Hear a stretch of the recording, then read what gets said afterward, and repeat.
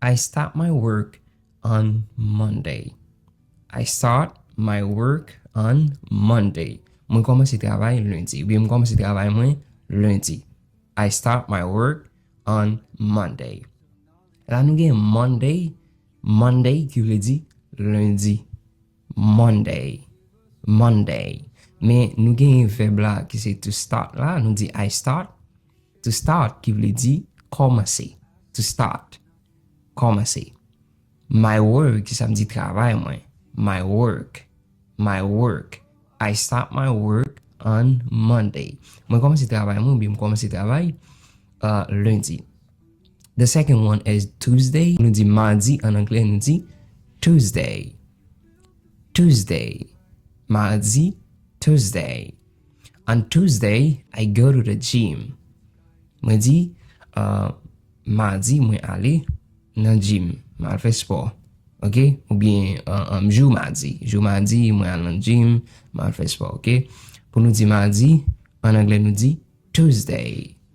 Tuesday. Mardi. Mais là, nous avons un verbe là qui c'est to go to, qui veut dire aller, to go to. Là, me dit I go to the gym. I go to the gym. Moi aller dans le gym, mal fait sport, OK? The next one is Wednesday is the middle of the week. Wednesday is the middle of the week. Là, nous dit mercredi, et c'est jour qui n'a mi-temps semaine là, OK?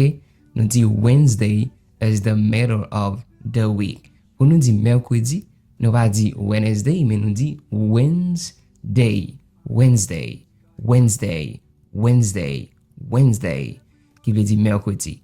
Wednesday is the middle of the week. Mercredi, c'est jour qui n'a mi-temps semaine là, OK? Let's see the next one. I study English on Thursday.